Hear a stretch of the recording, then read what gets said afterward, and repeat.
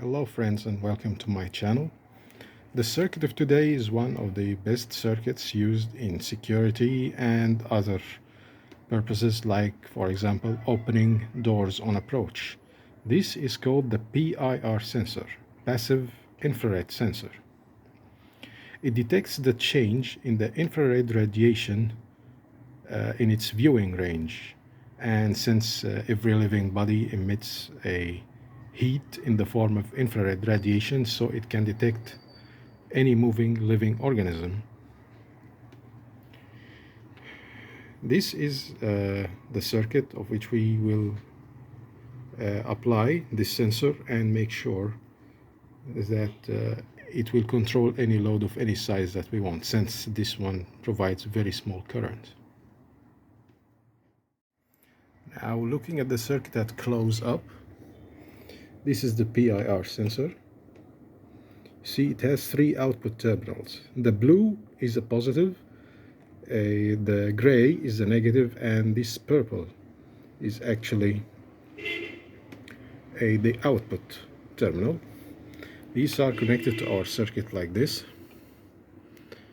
This wire is for the negative DC power supply, and the white is for the positive one. This is our transistor. It's 2N2222. I think a closer look.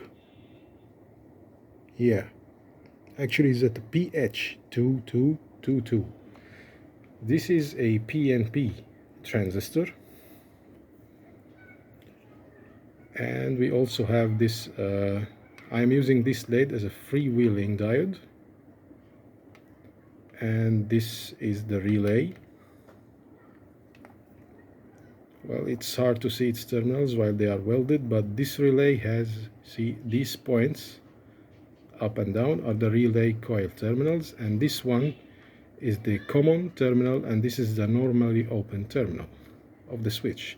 Of course, there is one here that is normally closed, but I did not weld it because I don't need it on this circuit.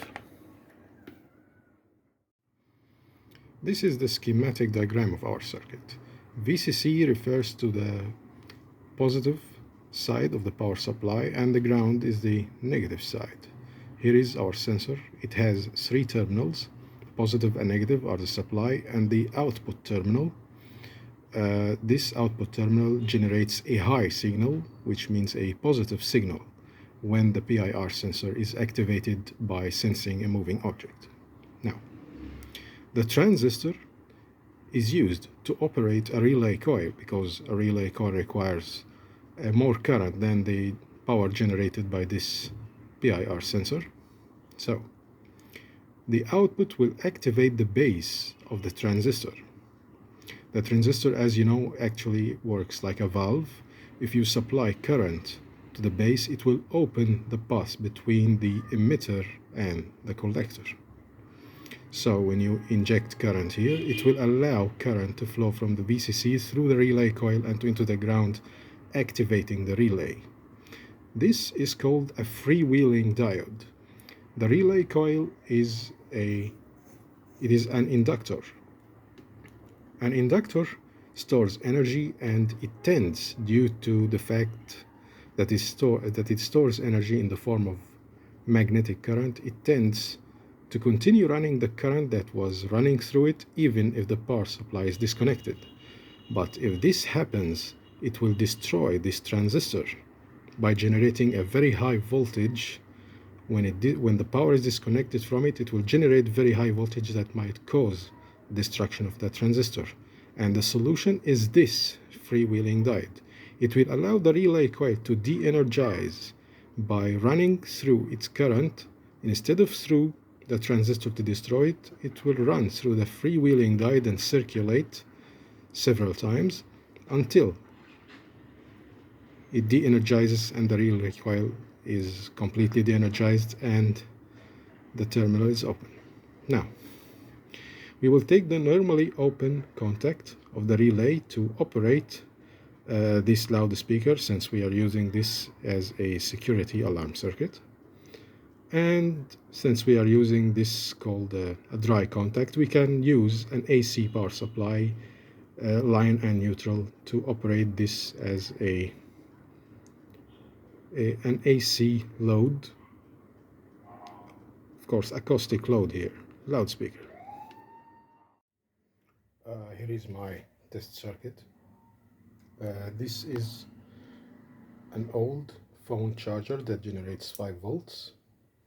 You see, when it detects my movement, it started the lamp, so I'll just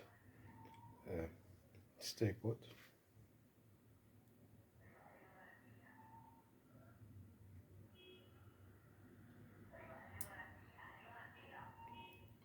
So I stayed long enough so it couldn't detect me, but if I move again, see, I just moved my hand so it detected me.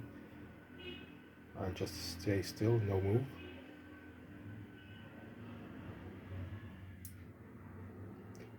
You might have seen that small flash on the freewheeling light, which is actually a LED I use.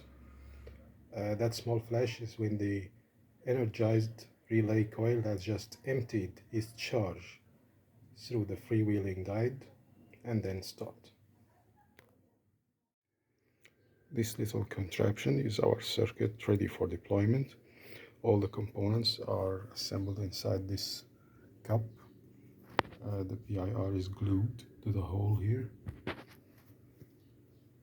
And of course these are the two AC wires and these are the contact wires. You'll be amazed what these cups can do.